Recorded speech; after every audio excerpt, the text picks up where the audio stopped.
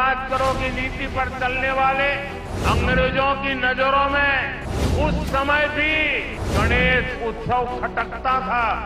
आज भी समाज को बांटने और तोड़ने में लगे सत्ता के भूखे लोगों को गणेश पूजा से परेशानी हो रही है। आपने देखा होगा कांग्रेस और उसके इकोसिस्टम के लोग पिछले कुछ दिनों से इसलिए भड़के हुए हैं क्योंकि मैंने गणपति पूजन में हिस्सा लिया था। आज के इस अहम दिन हमें उन चुनौतियों पर भी ध्यान देना है जो देश को पीछे धकेलने में जुटी है। आज जब हम गणपति बप्पा को विदाई दे रहे हैं तो मैं एक विषय इसी से जुड़ा उठा रहा हूं।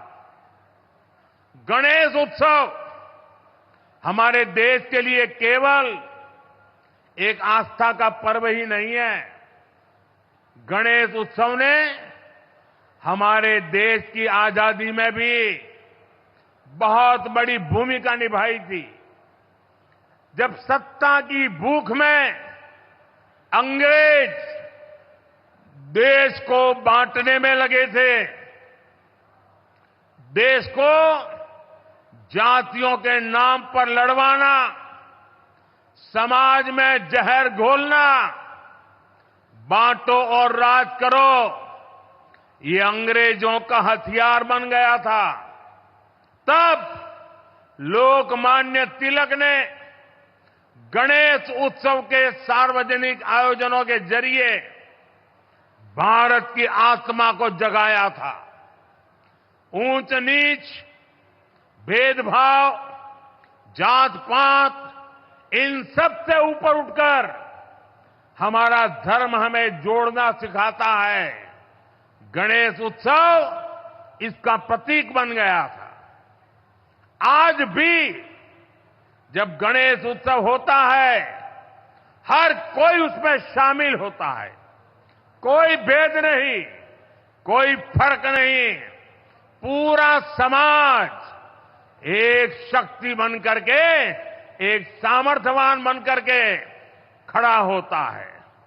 भाई और बहनों, बांटो और राज करो की नीति पर चलने वाले अंग्रेजों की नजरों में उस समय भी गणेश उत्सव खटकता था।